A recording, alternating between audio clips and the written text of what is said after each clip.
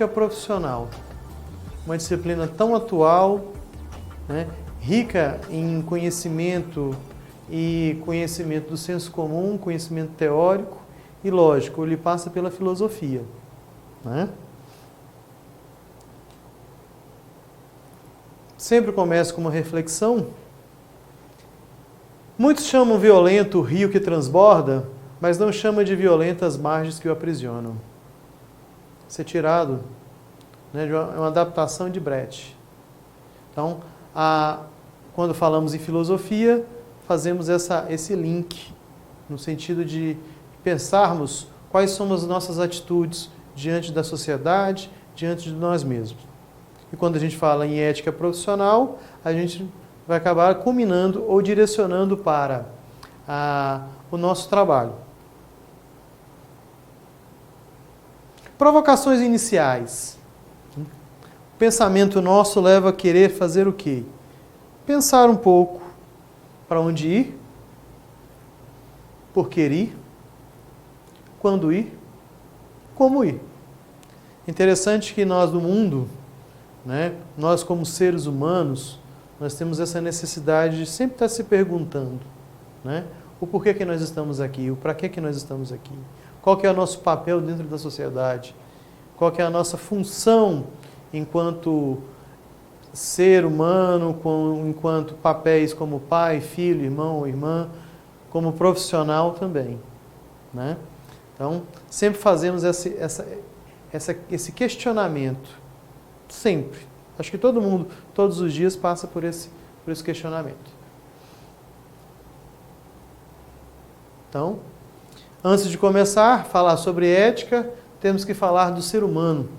Ser humano que um animal moral.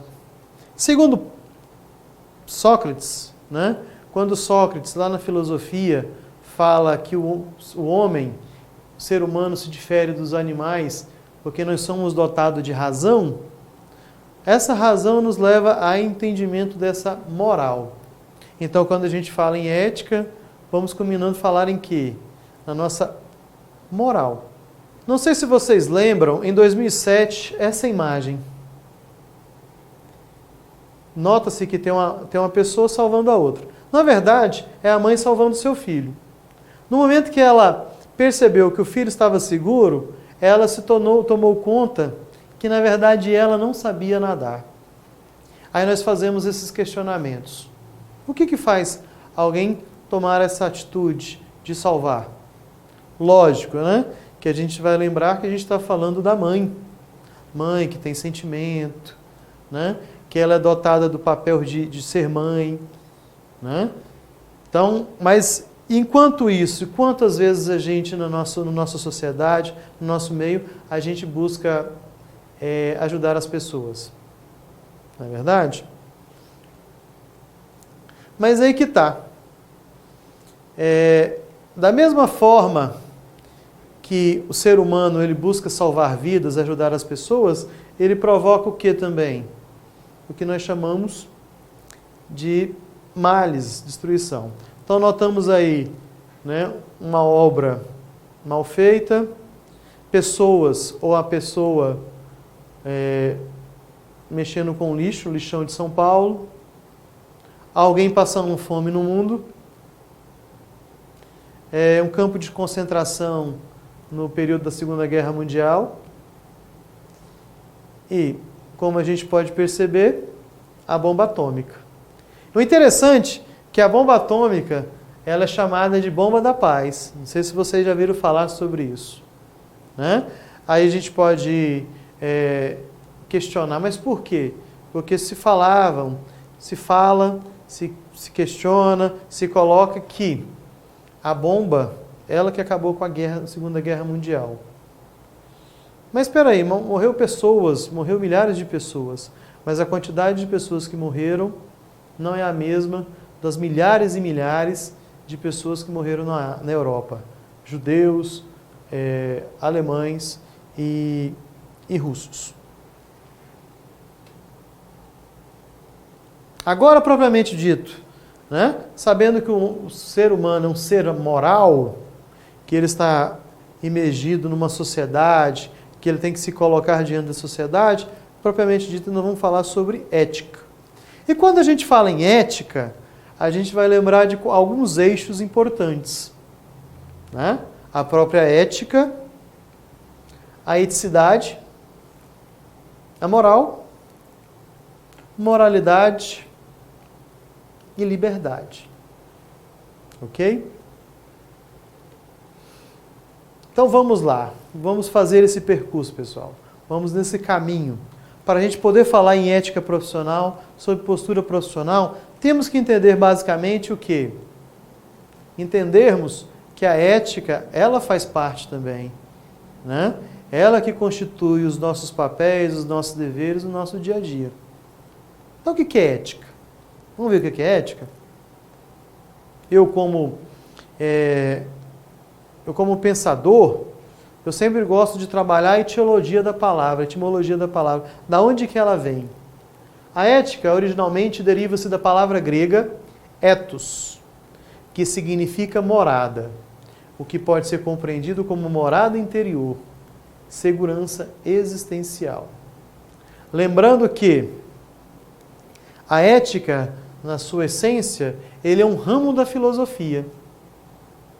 Tudo bem? Então, ele é um ramo da filosofia que vai estudar o que?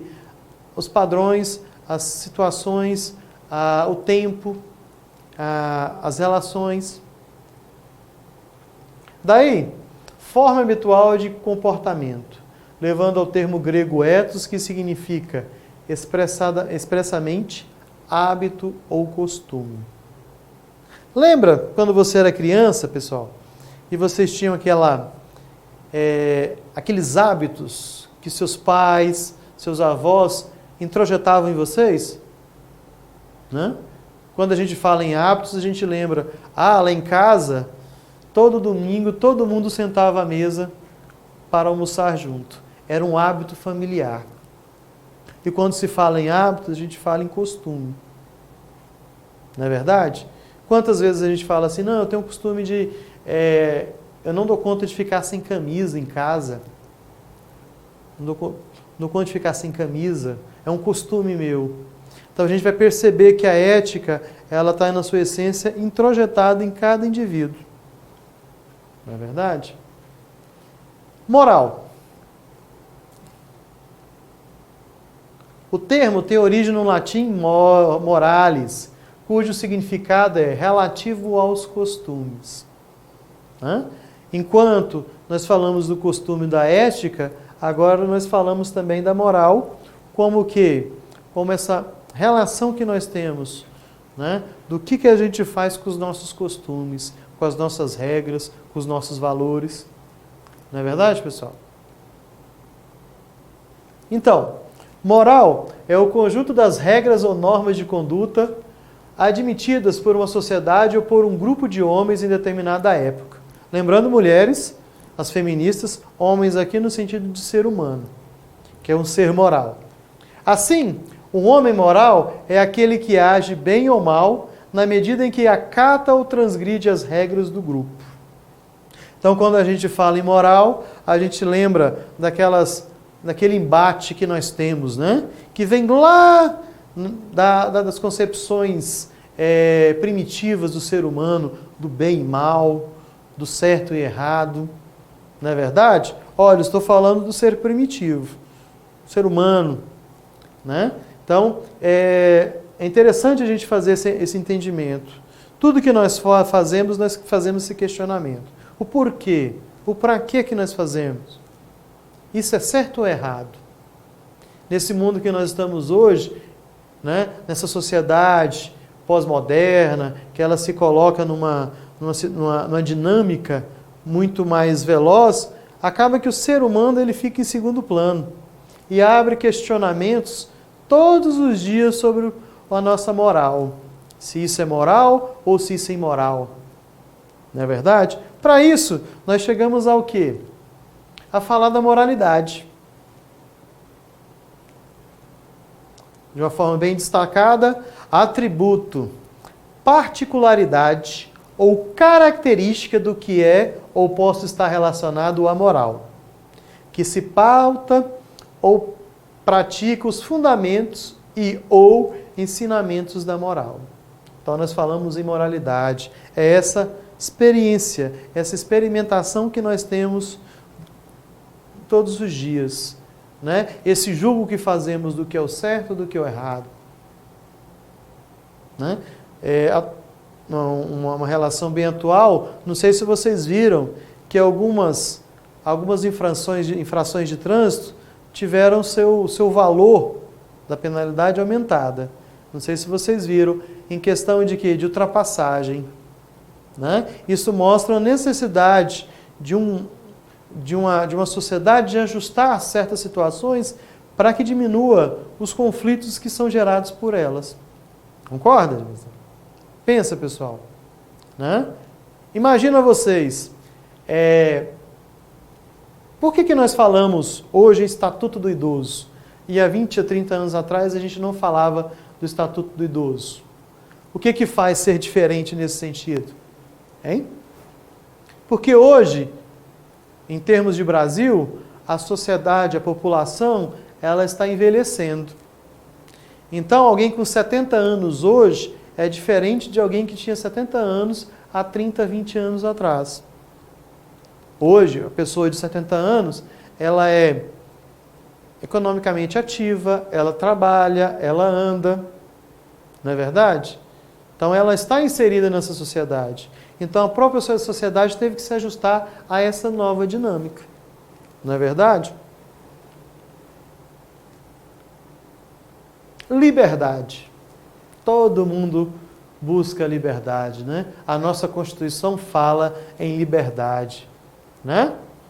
Liberdade significa o direito de ir e vir, de acordo com a própria vontade, desde que não prejudique outra pessoa. E a sensação de estar livre e não depender de ninguém. Liberdade é também um conjunto de ideias liberais e dos direitos de cada cidadão. Então, quando a gente fala em cidadania, em exercer nossa cidadania, a gente tem que levantar um ponto. O primeiro ponto qual que é? Da liberdade. Vivemos numa sociedade que se diz igualitária, que busca essa liberdade, que todo mundo pode exercer. Liberdade de crença, liberdade de ideias, não é verdade?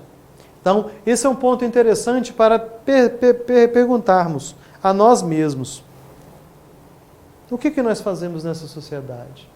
O que eu acho que é livre para mim? Né? Lembrando que naquele momento que nós falamos das pessoas, né, fazerem o bem para as pessoas que da mesma forma fazem o mal, a gente não pode esquecer que, lembre-se disso, gente, que na verdade as nossas atitudes geram duas consequências. Elas podem ser positivas e elas são negativas. Não é verdade? O simples fato, como nós estamos hoje corriqueiramente falando sobre a questão da água, a questão hídrica, né? Eu jogar água, desperdiçar água, estará prejudicando uma pessoa. Mas como é que eu lavo o meu quintal? Como é que eu lavo a minha casa? Como é que eu limpo a minha varanda? Tudo são questões que a gente deve se perguntar, né? Até que ponto essa minha liberdade? Até que ponto a liberdade ela é ética? Não é verdade? Então, para isso, nós vamos usar um quadrozinho. Ele é meio complexo para a gente entender. Mas é interessante a gente fazer o uso dessa prancha. Falamos em ética e moral. Lembrando que a ética é um ramo da filosofia. Lembra, pessoal? Vocês concordam? Então, ambas, elas se cruzam. Lembrando que a moral, ela está no nosso dia a dia, naquilo que a gente faz, naquilo que a gente entende que seja o quê? Real, que seja bom ou ruim, não é verdade? Então, quando a gente fala em moral, a gente fala em moral estudada e moral social. Ou a moral prática ou a moral teórica, que na verdade a teórica é a própria ética. A moral social se estabelece na sociedade como a moral mais ética, independente de ser ou não coerente com as definições éticas da moral, uma vez que ela tende a sujeitar-se ao princípio político do contexto cultural. Na prática, a moral social é fundamentada pela crença de que ela é quem define o que é ou não é ético na sociedade. Né? Então, são duas setas que se cruzam. Então, a ética, propriamente, enquanto campo da filosofia que estuda a moral, busca compreender as atitudes morais do homem na sociedade, desenvolvendo material teórico para definir a prática moral do contexto cultural. Idealmente, a ética define conceitos por meio do estudo da moral, que aplica esses conceitos na prática, que seria o ideal de moral social perfeita, ou melhor, coerente com a ética. Então, pegamos um exemplo. Você pega um ônibus, um coletivo. Lógico, né, pessoal? Tem gente que pega coletivo mesmo. E aí? Você observa que existem certos bancos que têm uma cor diferente. E esses bancos, esses assentos, né, são usados para quê? Como preferenciais, tanto para crianças, mulheres, parturientes e idosos. Não é assim? Por que existem esses bancos? Isso eu estou falando na prática. Eu estou falando da moral nossa, que exige a necessidade de se criar essa exclusividade. Por quê? Aí a moral estudada, que é a ética, nos aponta os caminhos. Identifica que, na verdade, há necessidade de fazer isso porque as pessoas em si não se sensibilizem pela necessidade do idoso, da parturiente, né, da lactante e tanto da criança. Então há uma necessidade de se criar essas leis. Entenderam, pessoal? Então, de uma certa forma, por exemplo, nós falamos em diferentes países e diferentes culturas. Quem estuda essas diferenças é a ética. Mas, se a gente não compreender, nós vamos gerar conflitos éticos, que na verdade estará infringindo a moral. Por exemplo, usamos o exemplo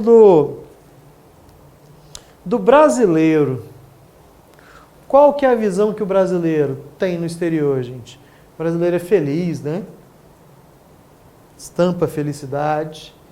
E ele é permeado por uma palavra, por um jargão chamado jeitinho brasileiro.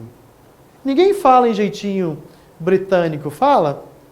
Nós falamos em pontualidade britânica. Por quê? Porque o que se constrói de ideia do britânico, que ele é pontual. Enquanto que se constrói de concepção brasileira, que tudo ele dá um jeitinho. Fura o sinal ali, fura a fila aqui, dá um jeito ali. Não é assim? E aí que está. Né?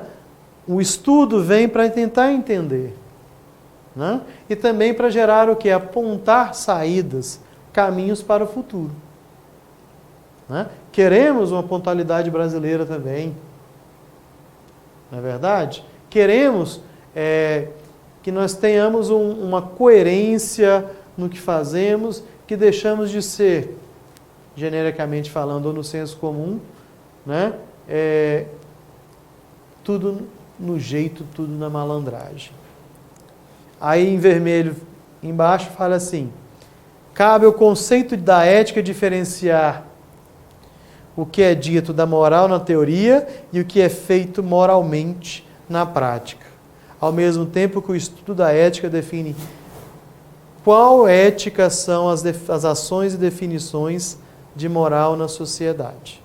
Tirei isso lá num site chamado universoracionalista.org. Otávio Miller. Para início de conversa. Moral. sempre coletiva, social. A moral está na relação que nós temos com o outro. Ela é histórica, no sentido de que ela vivencia o que é o agora e ela vai apontar o que é o passado. Diz respeito ao agir concreto. O que eu faço de fato? O que eu torno o quê? De fato, o que eu faço? Qual que é o meu papel na sociedade? Consciência do agir humano. Lembrando que nós somos seres humanos diferentes dos outros animais.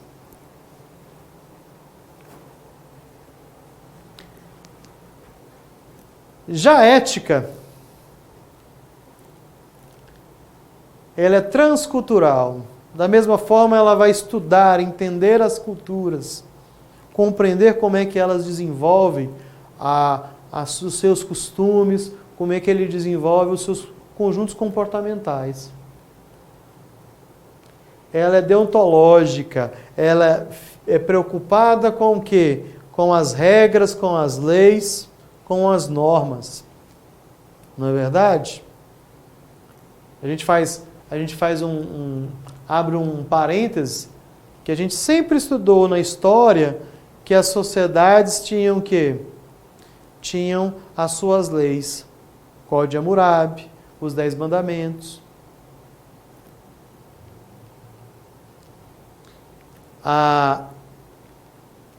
Ele é ahistórica, diferente da moral, ela permeia por todas as fronteiras da história. Imaginamos vocês, nós estudamos, falamos de Platão, falamos de Aristóteles, Sócrates, né? Falamos da cultura helênica e a gente tenta compreender a nossa construção ao longo da história, o porquê que nós estamos aqui. Diz respeito à reflexão sobre o agir. Né? Aqui a consciência do agir, aqui o porquê que nós agimos. Não é verdade? E, como na moral a consciência do agir humano, aqui eu tenho que ter consciência da consciência moral. Eu tenho que entender, compreender. Vamos deixar isso para a filosofia? Ética e sociedade. Devemos fazer essa relação. O que é sociedade mesmo? Eu não coloquei nenhuma prancha, porque nós sabemos definir quando se tem uma quantidade de pessoas, quando há mais de uma pessoa, nós estamos falando em sociedade. É diferente da definição de grupo. Eu posso estar no trânsito, estar em sociedade. Eu posso entrar num supermercado e ver pessoas, eu estou em sociedade. Concordam? Então, paradoxo que a gente vai abrir. Lembrando que nós somos seres, fazendo a ponte lá atrás de volta, pessoal, que nós somos um ser moral, não é? Nós somos um ser humano, né? Pensa vocês, pessoal. Pensa vocês nessa lógica que a gente sempre levanta. Alguém se acha uma pessoa ruim? O que vocês acham? Ninguém se acha uma pessoa ruim, todo mundo se acha uma pessoa boa. Até aquele indivíduo que está preso, suspeito de matar aquela série de mulheres em Goiânia, né, que está preso, que é chamado de serial killer, no fundo ele se acha uma pessoa boa. Cabe a cada um, né, fazer o seu entendimento. Mas que paradoxo é esse?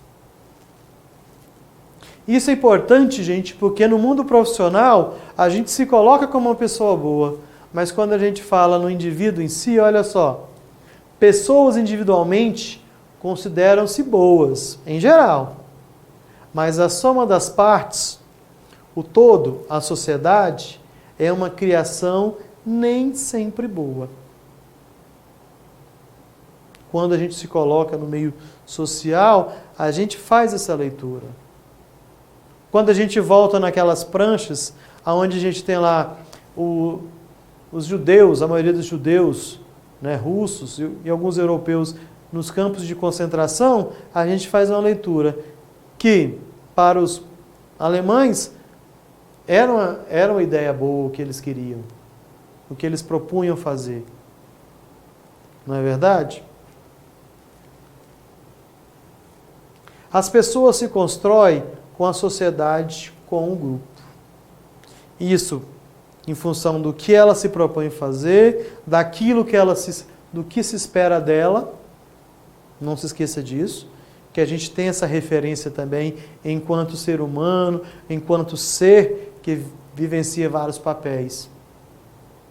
Né? Profissionalmente, todo mundo busca o quê? Ser um ótimo profissional e ter sucesso no que faz. Não é verdade? Aí, buscamos algumas referências. Primeiro, o desenvolvimento humano. Para a gente entender melhor essa relação do ser em sociedade. Né? Então, nós temos uma concepção aí, ó, hominização, diferente de humanização. O hominização é o processo de superar o estado natural, animal, e evoluir para o estado humano. Como é que se faz isso? Nós precisamos estar em quê, gente? Em sociedade. Não é verdade? Quando a gente faz esse paradoxo entre eu ser bom ou ser ruim, eu estar em sociedade, isso agrega a mim o que se propõe a eu fazer na vida, ou o que eu se proponho a fazer, e o que as pessoas esperam de mim, a gente pode falar do desenvolvimento humano. Né? Em dois tópicos. Hominização e humanização. A hominização, o processo de superar o estado natural animal e evoluir para o estado humano. É estranho, né? Eu não nasço ser humano, não. Mas imagina vocês, se vocês não vivessem em sociedade, se você não fosse colocado em contato com sua mãe, com seu pai, com as pessoas que estão por perto de você. Imagina se você nasce e é isolado de todas essas situações. Será que a gente vai desenvolver? A gente vai desenvolver fala, consciência, entendimento do mundo? Não é verdade? Então, para isso eu preciso do outro. A partir do momento que eu entro no estado humano, eu passo a humanização.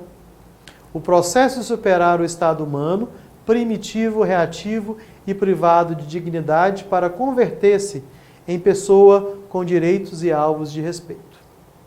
Ok? Lembrando que agora agrega vários valores, vários costumes e o que mais, gente? O que é certo, o que é errado dentro de uma sociedade. Lembrando que nós temos direitos também. Né? Desenvolvimento moral. Aí nós falamos em 3 tópicos. Né? O desenvolvimento moral, que a partir do momento que eu me humanizei, nós passamos por essas 3 regras. Anomia, heteronomia e autonomia. Anomia, a ausência. Comportar-se sem levar em consideração as regras. Não sei se vocês já viram pessoas que não se conseguem colocar nas regras. Heteronomia, viver de acordo com as regras, mas por convenção, um comportamento apenas externo. Como assim? Na verdade, hétero, diferente, né? Eu não coloco no estado de autonomia, no sentido de eu viver as regras como algo presente em mim. Mas heteronomia no sentido de eu ser e ter que lidar com todas essas regras. Exemplo. Por que o ateu não vai a alguma denominação, alguma instituição religiosa? Que a primeira regra é acreditar em Deus. Se ele não acredita, não é verdade? Então, é se colocar. No caso aqui, as regras seriam isso. Heteronomia, e é isso que é o grande questionamento que fazemos, né? Lembra do rio? Nós pensamos que ela invade as nossas casas, mas ninguém pensa que nós invadimos o espaço dele. Não é verdade? É ética profissional. Eu faço esse caminho todo para mostrar para vocês o quê? Para chegar a essa concepção da ética profissional. E o interessante, vamos aqui no quadro aqui, pessoal. Deixamos de ser o quê? De ser um simples ponto para a gente sermos o quê? Um emaranhado de quê? De pontos. E esses pontos, ele o quê? Eles se relacionam. Não é verdade? Quando a gente fala em sociedade. E quando falamos em trabalho, nós estamos diretamente relacionados a esse aspecto. Se relacionar com as pessoas. Se colocar com as pessoas. Não é verdade? Então, olha só, pessoal. Nós somos uma rede. Nós somos um conjunto de pessoas, onde o nosso trabalho ele é um aspecto dentro da nossa sociedade. Né? O interessante é que quando a gente pega o termo trabalho, né? O trabalho propriamente dito, ele deriva-se do termo tripaliare. Opa, vou pegar outra caneta.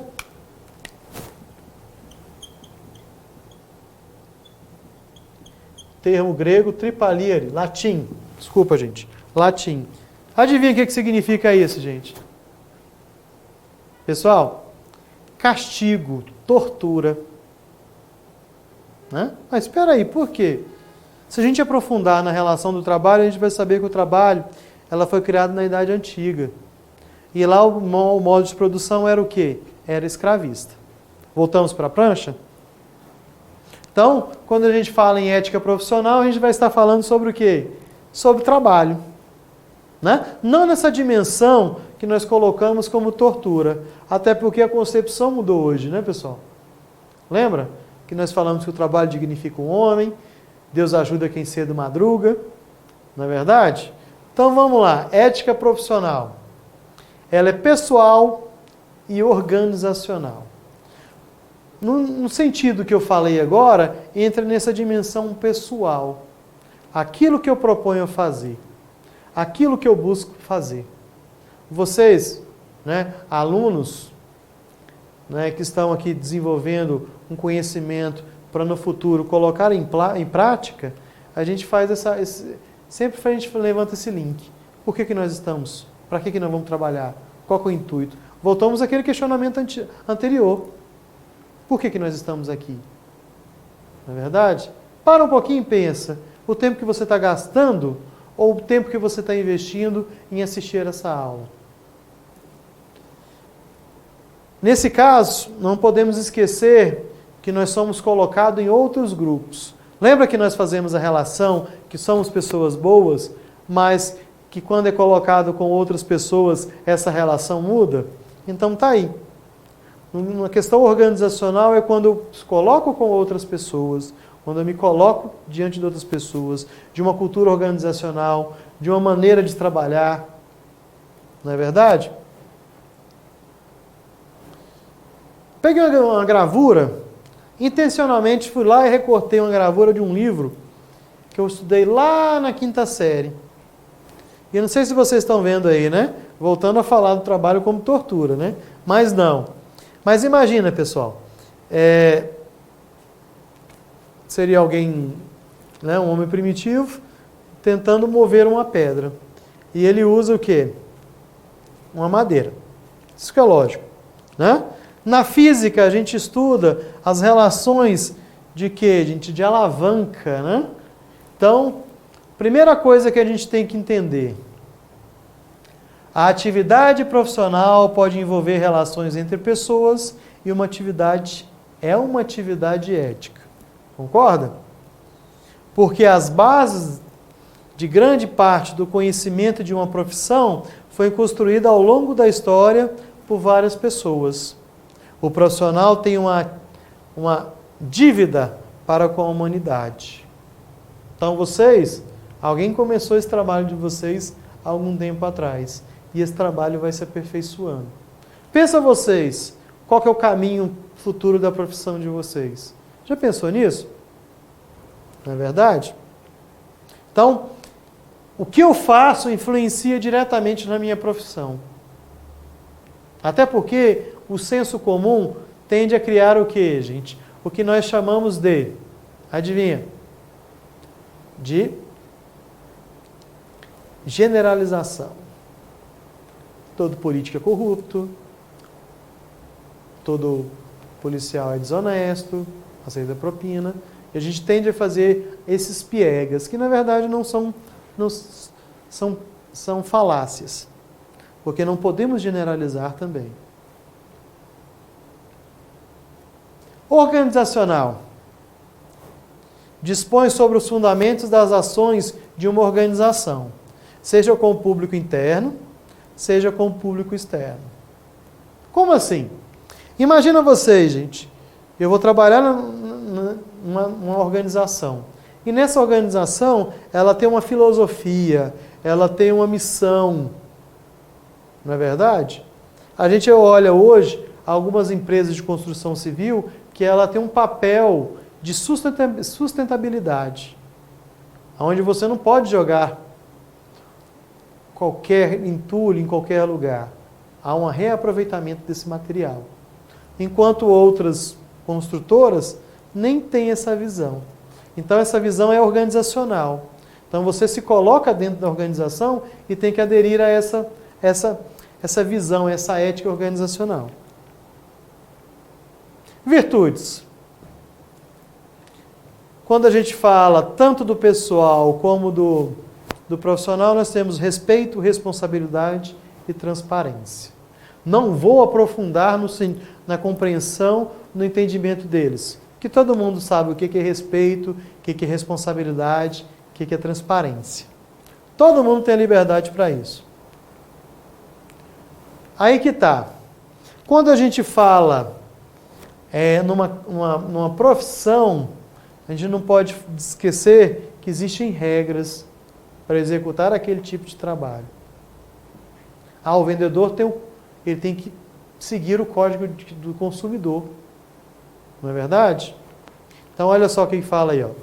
Os códigos de ética sintetizam os princípios que devem nortear a conduta dos integrantes de um grupo, organização, face às metas que devem ser alcançadas. Legitimam a categoria de classe.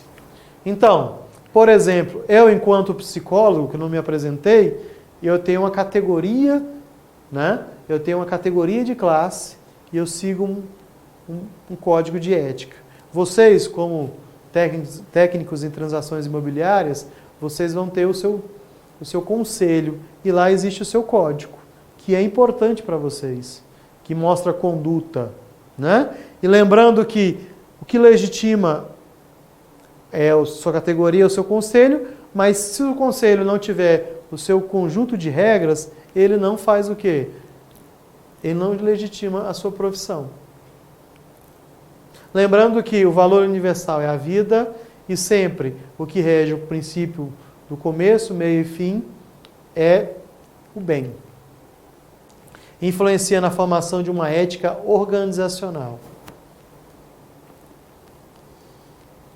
Postura profissional. Aí que está, né? A pessoa vista sempre como fim em si mesma, nunca como meio. O lucro é consequência do trabalho bem executado. E é interessante esse parâmetro, pessoal, para a gente perceber, né, que nós temos que buscar a fazer melhor o nosso trabalho. Não fazer o lucro para nós. Concorda? Ou, pessoal, vocês pensem diferente?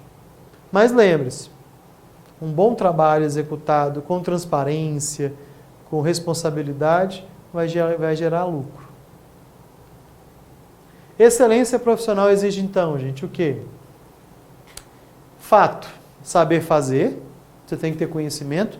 Não é à toa, pessoal, que vocês estão aqui de frente à tela de vocês, me ouvindo, me escutando. Não é verdade? O saber agir, usar esse conhecimento e aplicar ele nas diferenças, nas situações conflitantes que nós vamos ter na nossa profissão. Saber ser. Aí que está. Lembrar que eu, enquanto psicólogo, eu não deixarei de ser psicólogo no supermercado, no cinema, com meus familiares. Lógico que eu não vou fazer terapia assim, né, pessoal? Brincadeiras à parte, mas pense. Você sempre vai se colocar como quem? Eu me chamo fulano, eu sou isso, aquilo e aquilo. Não é verdade? Atenção! Não se pode confundir determinados consensos de segmentos profissionais como código de ética. E isso é um piega, gente. Né? Eu vou voltar a usar o exemplo do policial. O policial, será que todo policial vai receber propina, gente? Lógico que não. Muitas posturas consensuais são gritantemente antiéticas. Acabei falando de uma, né? Achar que todo advogado é corrupto, que é ladrão. A gente não pode criar essas concepções, não, gente. Porque é uma questão pessoal, não é só organizacional, não é só uma questão de categoria. Então, temos que ter responsabilidades. Você já pensou isso na sua profissão? Ser responsável é ser capaz de responder pelas exigências e encargos que a sua ocupação lhe traz. Responsabilidade significa também constante qualificação, competência. Não se esqueça disso. Responsabilidade não é achar que eu preciso ser responsável por alguém, mas para ter essa responsabilidade, eu preciso ter conhecimento também. Ser responsável tem um peso moral. Não só fazer, mas saber por que e para que faz. Não apenas fazer de modo medíocre, ir além, buscar conhecimento, ser bom no que eu faço. A falta de responsabilidade pode gerar negligência, imprudência e imperícia. Como vocês sabem, negligência, deixar de fazer ou fazer de qualquer jeito. Imprudência, saber o que eu estou fazendo pode influenciar no mal de outra pessoa. E imperícia, querer fazer aquilo que eu não dou conta de fazer, de uma forma geral. Ok? Comprometimento. Além de responsabilidade, você tem que ser comprometido no que se faz. Comprometer-se é colocar-se todo inteiro naquilo que está fazendo, independente do que seja. Não é verdade? Estar totalmente naquilo. Comprometer-se é ter a consciência de que sua participação seja o quê, gente? Determinante no que você propõe fazer e para o outro que você propõe a fazer. Obrigado.